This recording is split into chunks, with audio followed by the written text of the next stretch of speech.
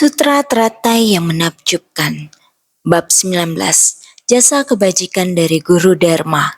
Shinvasyang Sutra Teratai episode 1699. Semua datang mendekat demi mendengarkan Dharma. Para makhluk memiliki bentuk tubuh yang berbeda satu sama lain. Akan tetapi, sifat hakiki adalah satu dan sama. Sama-sama merasakan kegembiraan, kesedihan, suka duka, dan ketakutan. Para makhluk dalam dunia dari makhluk berjiwa, semua menjalani siklus sebab akibat. Dengan adanya berbagai jalinan jodoh baik untuk menuntun berhasil membuang delusi dan sampai pada kebijaksanaan. Mari kita hayati ini dengan bersungguh hati. Para makhluk memiliki bentuk tubuh yang berbeda satu sama lain. Akan tetapi, sifat hakiki adalah satu dan sama. Para makhluk mengacu pada semua makhluk hidup. Semua makhluk hidup mempunyai sifat yang sama. Namun para makhluk memiliki bentuk yang berbeda. Seperti babi yang memiliki bentuk babi, anjing yang memiliki bentuk anjing, demikian pula kucing, tikus. Mereka semua memiliki nama dan bentuknya tersendiri. Orang yang memiliki wujud manusia, jadi setiap orang memiliki bentuk tubuh yang berbeda. Namun semua makhluk yang berjiwa memiliki sifat Buddha. Jadi, sifat hakiki adalah satu dan sama. Batin Buddha dan para makhluk sifatnya tidak berbeda. Sifat mereka sama dengan Buddha. Orang merasakan sukacita, amarah, cemas, dan sedih. Sebenarnya, hewan seperti kucing, anjing, babi, dan hewan lainnya juga merasakan sukacita, bahagia, cemas, dan sedih. Hanya saja kita manusia, sebagai makhluk awam yang hanya tahu akan diri sendiri, tidak tahu akan yang lain. Bahkan antara ibu dan anak yang paling dekat hubungannya, anak pun tidak mengetahui pikiran ibunya. Apa yang sedang ia risaukan, apa yang tidak disukainya, anak sekalipun tidak dapat mengerti. Ibu juga tidak dapat mengetahui apa yang dipikirkan oleh anaknya. Jadi, biarpun orang begitu dekat, bahkan kerabat pun tidak bisa saling mengetahui. Lalu bagaimana mungkin kita tahu akan perasaan hewan lain? Tentu saja, kita tidak dapat mengetahuinya. Namun, Buddha mengajarkan kepada kita bahwa makhluk hidup memiliki perasaan yang sama. Mereka juga merasakan sukacita, amarah, sedih, dan cemas. Mereka juga memiliki perasaan. Hewan juga memiliki perasaan. Lihatlah induk ayam yang bertelur. Ketika sarangnya penuh dengan telur, ia akan terus berada di dalam sarang, menjaga telur-telurnya siang dan malam. Menjaga hingga telur-telurnya itu menetas, hingga anak ayam mematuk cangkang telur. Ketika telur menetas menjadi anak ayam, induk ayam akan terus berada di dekat anak ayam. Anak ayam masih kecil dan bisa merasa dingin. Induk ayam akan membuka kedua sayapnya untuk melindungi mereka, takut mereka kedinginan. Inilah kasih sayang. Bila anak ayam ini keluar menjauh, induk ayam hanya perlu memanggil, dan anak ayam akan berlari kembali dengan cepat. Kita bisa melihat mereka yang terus-menerus bersembunyi di bawah sayap induknya. Kedekatan seperti itu, perasaan seperti itu, dan kasih sayang itu adalah alami di antara hewan-hewan ini. Dari ini, kita melihat bahwa mereka juga merasakan sukacita, gembira, sedih, dan cemas. Banyak orang yang menyayangi hewan dan memeliharanya. Mereka tahu apa yang disukai hewan peliharaannya dari melihat ekspresi hewan peliharaannya dan berbicara dengan hewan peliharaannya seolah-olah berbicara dengan manusia. Hewan peliharaan ini juga mengetahui sifat pemiliknya dan dapat melayani pemiliknya. Ada banyak cerita seperti ini, bukan yang dibuat-buat, tetapi cerita nyata tentang hubungan yang sangat dekat antara manusia dan hewan juga ada. Kita juga merasakan suka duka dan ketakutan. Kita sangat risau dan hati sangat sedih. Anak telah jauh dari saya. Hal ini tidak sesuai dengan yang diinginkan. saya merasa telah ditinggalkan. Kita merasa sangat sedih dan benci, atau merasa sangat gembira. Ketika sesuatu hal berjalan sesuai dengan harapan kita, kita menjadi sangat gembira atau merasa saya tidak suka ini, saya takut, saya ingin menghindarinya. Namun hal-hal ini selalu terjadi di sekitar kita. Kita tidak dapat menghindarinya. Selalu saja banyak hal yang tidak sesuai dengan yang kita harapkan. Tidak, kita tidak suka, namun tetap saja berada di lingkungan yang demikian. Oleh karena itu, muncul keengganan dan ketakutan. Ini semua adalah perasaan emosi yang delusi. Sebagai makhluk awam, kita tidak dapat terhindar dari perasaan ini, kegembiraan, kesedihan, suka duka, dan ketakutan. Di dalam dunia dari makhluk berjiwa, semuanya memiliki perasaan yang sama. Maka, para makhluk dalam dunia dari makhluk berjiwa, semua menjalani siklus sebab akibat. Karena kita berada dalam kebingungan, kita tidak tahu bahwa hal yang kita lakukan adalah salah. Karena ketidaktahuan ini, maka kita mengulang kesalahan yang sama lagi dan lagi. Kita menanam benih yang demikian, menciptakan siklus benih buruk yang tiada henti, sehingga menyebabkan buah akibat buruk. Yang dirasakan dari buah akibat buruk ini adalah penderitaan. Buah akibat dari penderitaan, bila ada banyak benih buruk yang ditanam, maka akan menciptakan buah akibat penderitaan. Ini yang terjadi pada semua makhluk, karena kita manusia adalah yang terpintar dari semua benda. Kita harus mencintai dan melindungi makhluk hidup. Mencintai dan melindungi semua makhluk hidup, kita juga harus tahu untuk mencintai dan melindungi semua makhluk hidup. Terlebih lagi di antara sesama manusia. Tentu saja kita juga harus menunjukkan cinta kasih terhadap manusia. Cinta kasih terhadap manusia sangatlah berharga. Ini seperti seorang guru yang datang mengunjungi saya. Ia begitu hormat dan gembira. Ia memegang cek di tangannya. Ia berkata, saya ingin menyumbangkan ini. Ini sudah menjadi keinginan saya selama bertahun-tahun. Guru ini, ia menjaga tekadnya dan mengikuti jalannya. Saya sangat senang melihatnya. Meskipun ia orang yang tidak banyak bicara, ia bekerja dengan sangat tekun. Ia menjaga perannya sebagai relawan media suci. Dimanapun bencana terjadi, ia tidak masalah jika harus pergi meninggalkan negeri ini. Berpergian ke luar negeri juga tidak masalah. Di Taiwan, kita juga tidak kekurangan dia. Ia selalu datang dengan inisiatif sendiri. Sebagai guru yang tidak dipanggil, jepretan kameranya dapat dilihat di mana-mana. Ia telah merekam begitu banyak sejarah untuk Seci. Untuk itu, saya sangat bersyukur dan berterima kasih. Ia berkata kepada saya, Master, ini sudah menjadi keinginan saya selama bertahun-tahun. Sejak saya mendengar Master berbicara tentang penyintas bencana di Afrika, ia ingin segera membantu mereka. Saya dapat merasakan cinta kasihnya, hanya mendengar tentang penderitaan di tempat yang jauh itu. Ia sudah mengembangkan tekad yang besar untuk bersumbangsi. Jadi, cinta kasih seperti ini bukanlah tekad yang sesaat, tetapi sesuatu yang berkembang dalam waktu yang lama. Untuk menegakkan tekadnya dan mengikuti jalan suci, dia tidak hanya berdiri di sana dan berbicara, ia diam-diam bersumbangsi.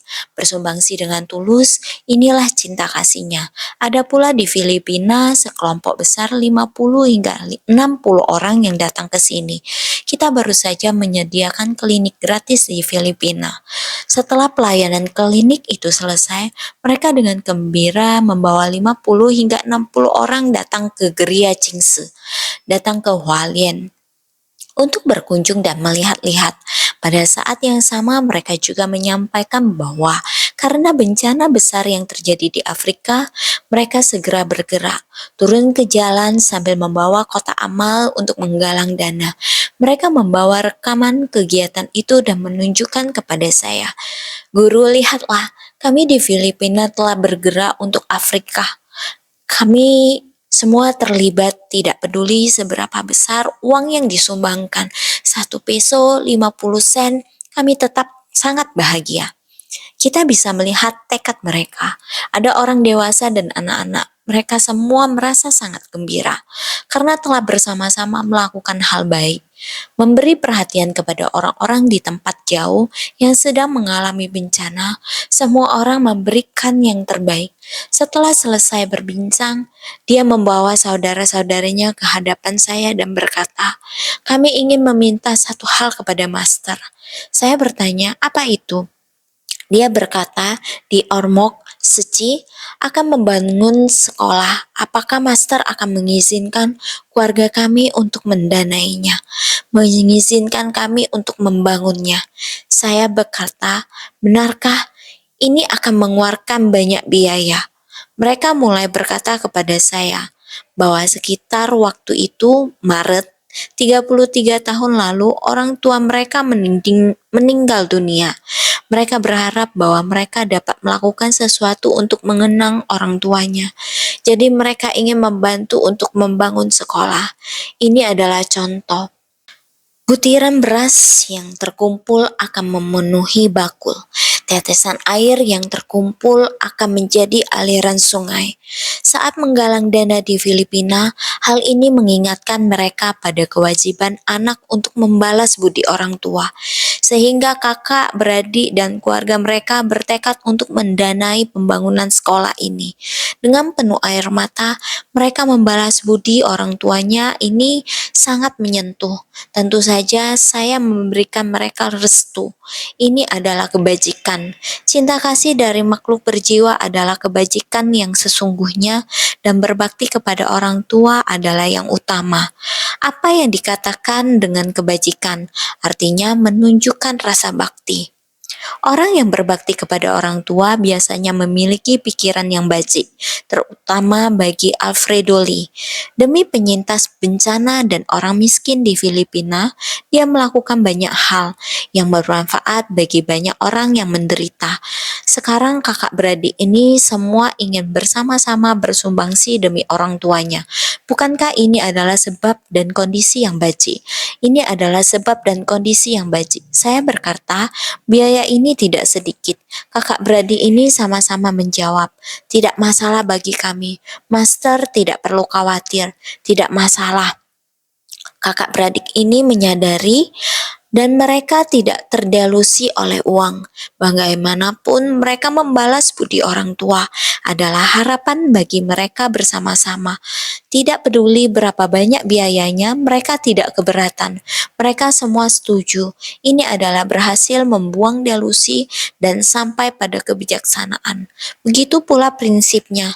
Dengan adanya berbagai jalinan jodoh baik untuk menuntun, berhasil membuang delusi dan sampai pada kebijaksanaan. Bagi kakak beradik itu, mereka memiliki tekad yang sama, sambil menginspirasi, sambil membimbing. Mereka benar-benar keluarga teladan. Begitu pula prinsipnya. Kita hendaknya sangat bersungguh hati, karena naskah sutra berikutnya akan memulai mengajarkan kepada kita bersama siapa kita hendaknya mendengarkan Dharma. Mari, naskah sutra sebelumnya menyebutkan, sekiranya menggunakan akar lidah untuk membabarkan dharma di tengah banyak orang, suara mendalam dan menakjubkan yang dikeluarkan mampu menembus ke dalam batin orang-orang, membuat semuanya bersukacita dan bahagia. Sutra Teratai bab 19, Jasa Kebajikan dari Guru Dharma. Selanjutnya dikatakan, selain itu, ketika para putra surgawi, putri surgawi, Sakara, Brahma, dan dewa lainnya mendengar suara yang mendalam dan menakjubkan dari pembabaran dan ujarannya secara berurutan, semuanya datang untuk mendengarkan. Sutra Teratai bab 19, Jasa Kebajikan dari Guru Dharma. Membaca naskah sutra ini, kita melihat bagaimana dewa dan manusia datang mendengarkan Dharma bersama. Ini karena akar lidah. Kita menggunakan lidah untuk membabarkan Dharma. Buddha juga demikian. Ketika membabarkan sutra Teratai, Buddha mengeluarkan lidahnya yang panjang dan lebar. Ini sudah dibahas dalam naskah sutra sebelumnya, di mana disebutkan Buddha membabarkan Dharma dengan lidahnya yang lebar dan panjang, membabarkan ajaran yang bisa dipahami oleh semua jenis makhluk. Jadi, Buddha juga membabarkan Dharma dengan lidah. Kita manusia juga menggerakkan lidah untuk berbicara. Tidak peduli siapa yang berbicara, mengeluarkan suara yang halus dan menakjubkan. Jadi, mendengarkan suara yang mendalam dan menakjubkan dari pembabaran dan ujarannya secara berurutan, semuanya datang untuk mendengarkan. Asalkan yang dibabarkan itu bermakna, asalkan yang dibabarkan itu Dharma Buddha, mereka akan datang bersama untuk mendengar. Selanjutnya, juga para naga, naga perempuan, yaksa, yaksa perempuan, Gandarwa, Gandawa perempuan, Asura, Asura perempuan, Garuda, Garuda perempuan, Kimnara, Kimnara perempuan, Mahoraga, Mahoraga perempuan, di mana demi mendengarkan Dharma, semuanya datang mendekat dan memberi persembahan dengan hormat. Sutra Teratai Bab 19, Jasa Kebajikan dari Guru Dharma. Ini adalah nama dari 8 kelompok dewa dan naga.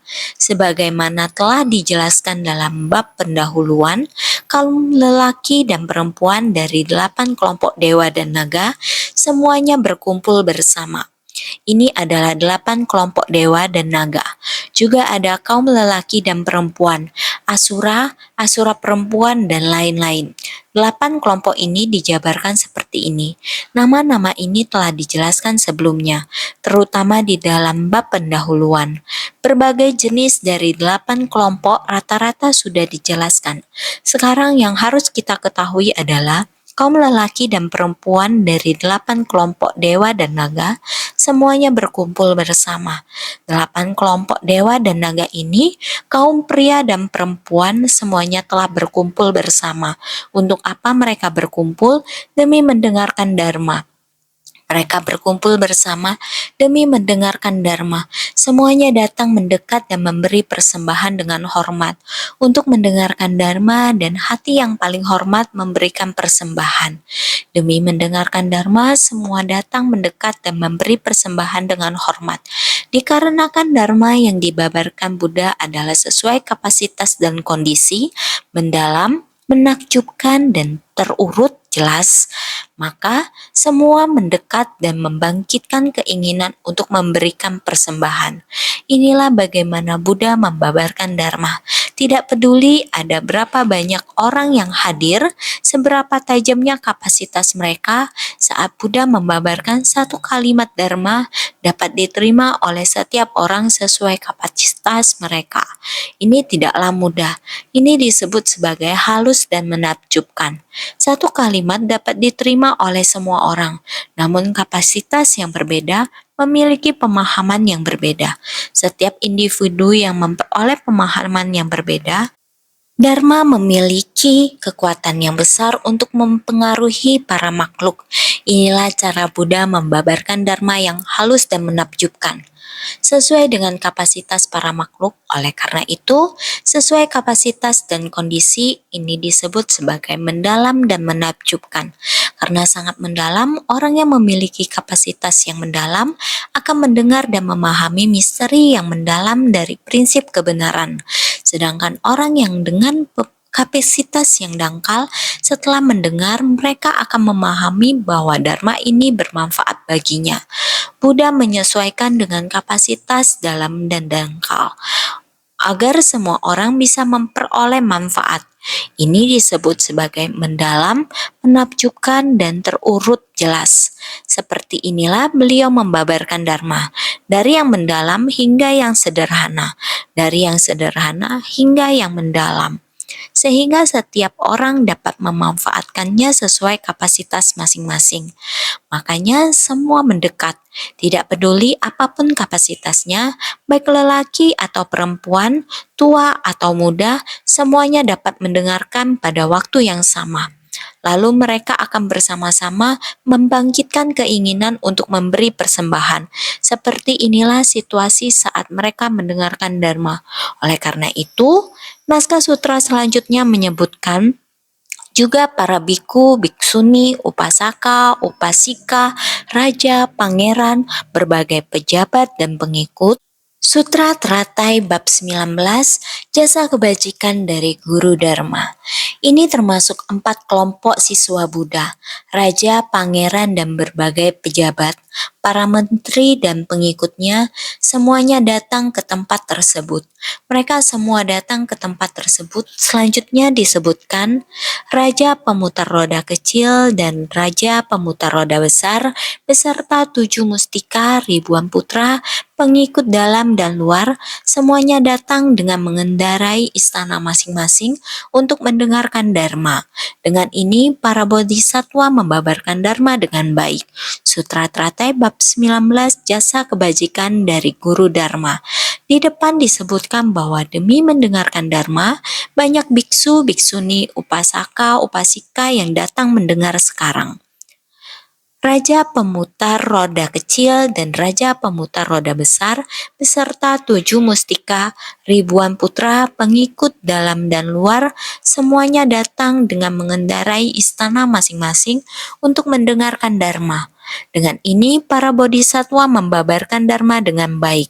Beginilah digambarkan ada dunia seperti ini, para raja pemutar roda, baik itu raja pemutar roda kecil maupun raja pemutar roda besar, beserta 7 mustika, pengikut dalam dan luar, saudara dekat dan jauh, dan sebagainya, semua saling mengajak, semuanya mengendarai istana masing-masing, tidak perlu lagi mengendarai kendaraan lain, datang berbarengan dengan istananya. Terlihat penuh kenikmatan, naskah sutra sebelumnya juga sudah membahas ini.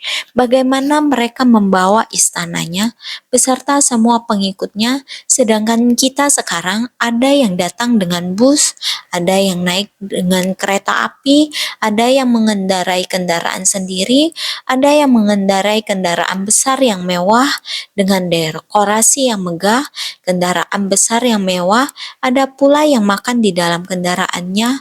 Orang sekarang sangat menikmati kesenangan seperti ini. Begitu juga raja pemutar roda adalah raja yang paling diberkahi di dunia.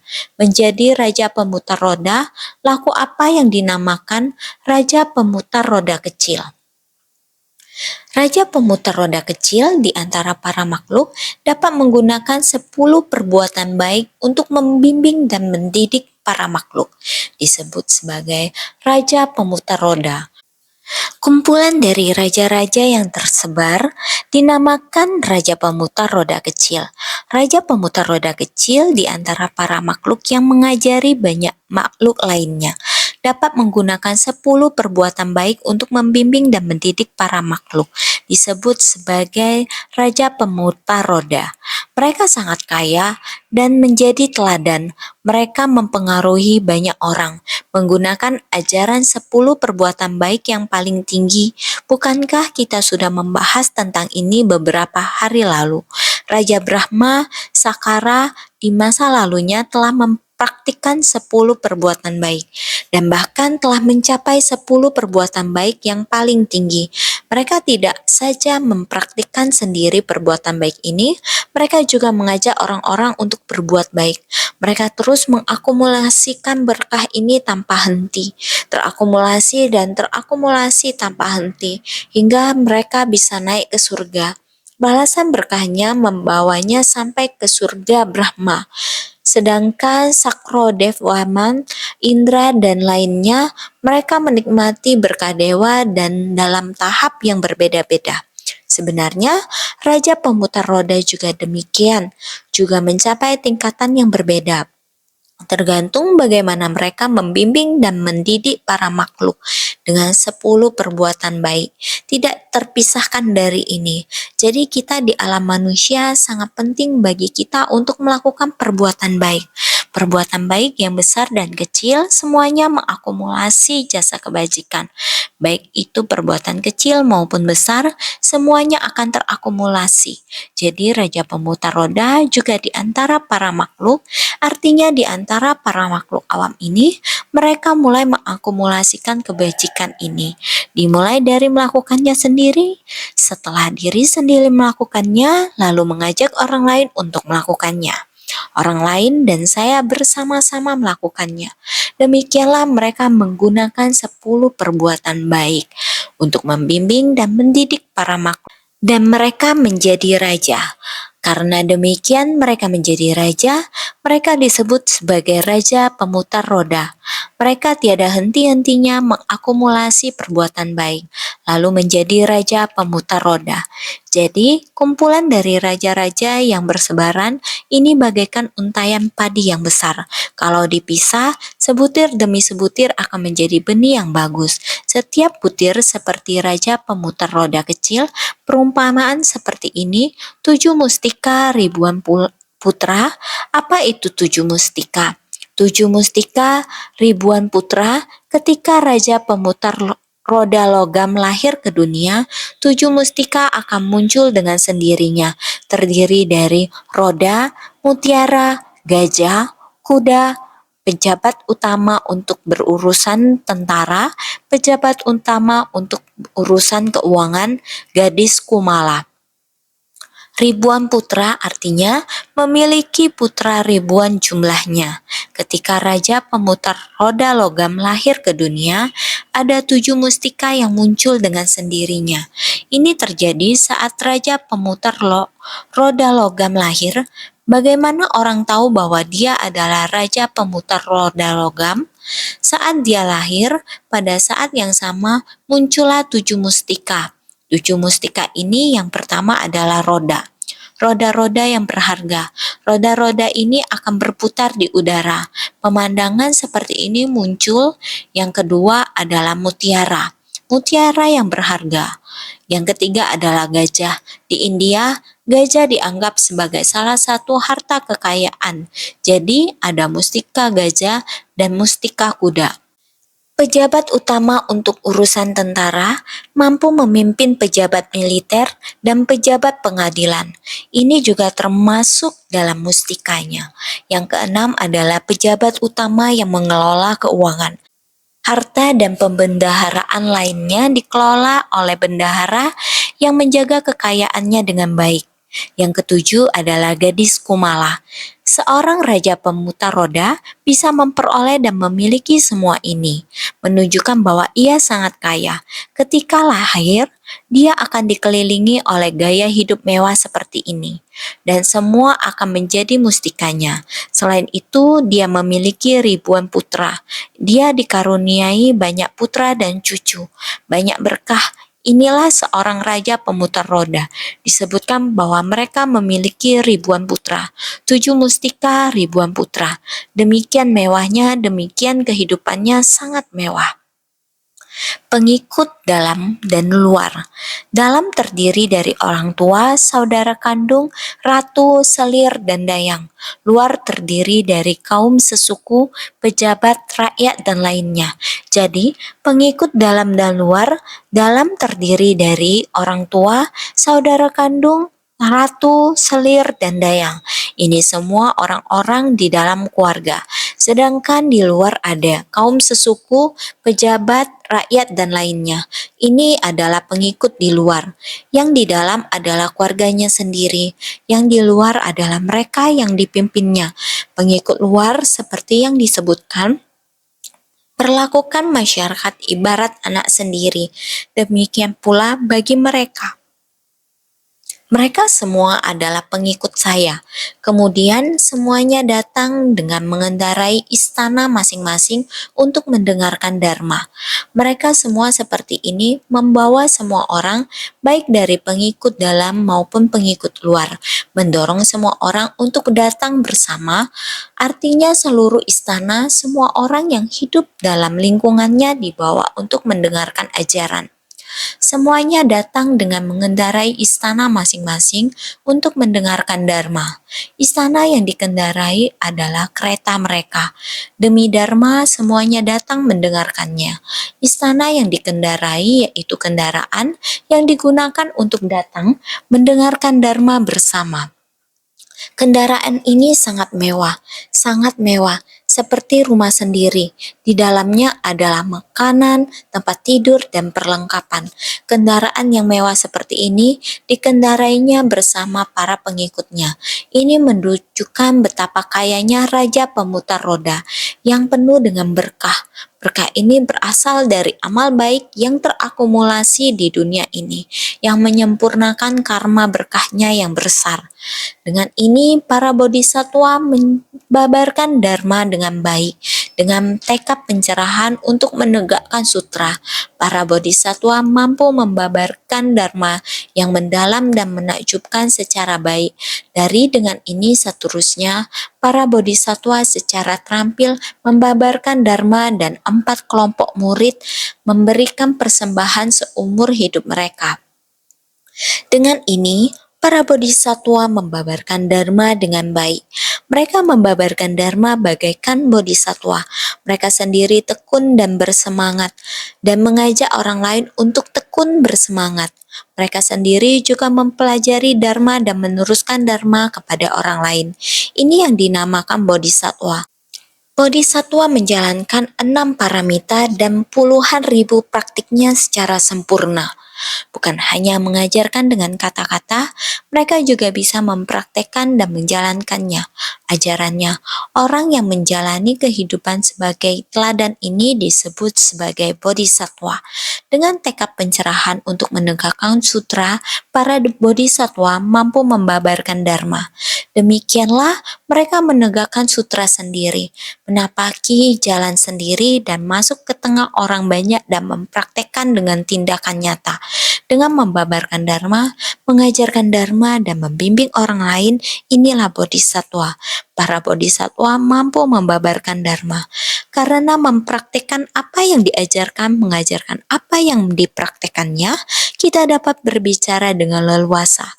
Dharma itu nyata dan benar. Dharma yang diucapkan bisa mengajari orang lain, sehingga orang lain juga dapat mempraktekannya. Ini adalah dharma yang menakjubkan. Para bodhisattva mampu membabarkan dharma. Semua orang menegakkan sutra dan belajar jalan pencerahan adalah bodhisattva. Dengan ini, berikutnya adalah mereka yang menegakkan sutra, membaca dan melafalkan sutra, dan mengajak orang lain untuk menegakkan sutra, mengajak orang lain untuk membaca dan melafalkan sutra, dengan masuk dan ke tengah orang banyak dan membimbing para makhluk. Para bodhisattva secara terampil membabarkan dharma. Mereka mempunyai banyak metode untuk membabarkan dharma, karena mereka telah banyak melihat dan banyak pengalaman, sehingga metode yang mereka gunakan dalam memberikan ajaran dapat membuat orang yang mendengarkannya bersukacita dan mudah memahaminya. Setelah memahaminya, mereka dapat dengan mudah mempraktekannya. Jika berhasil mempraktekannya, mereka akan memperoleh pengetahuan. Makanya setiap orang ada dharma untuk menyadarkan, maka 4 kelompok siswa memberikan persembahan seumur hidup mereka. Jadi nilai dari Dharma Buddha adalah pada kemampuan kita mempraktekannya dan melakukannya dalam tindakan nyata. Jika kita bisa mempraktekannya dan melakukannya, maka tidak ada lagi kesulitan. Inilah jalan bodhisattva yang sesungguhnya, merelakan. Lihatlah bagaimana Raja Pemutar Roda mendedikasikan dirinya sebelum menjadi raja. Ketika mereka masih di antara para makhluk, mereka sendiri juga melakukan kebajikan dan mengajak orang lain untuk melakukan kebajikan. Diri sendiri melakukan dan mengajak orang lain melakukan. Mereka membimbing dan mendidik orang lain dengan 10 perbuatan baik. Ini tidak mungkin mereka tidak pernah mempraktekannya sendiri. Tadi sudah kita bahas tentang berbakti kepada orang tua.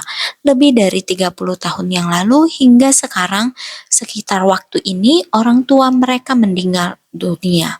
Demikianlah mereka bersatu hati ingin melakukan perbuatan baik ini, sehingga mereka datang dengan hati penuh hormat dan memohon izin dari saya.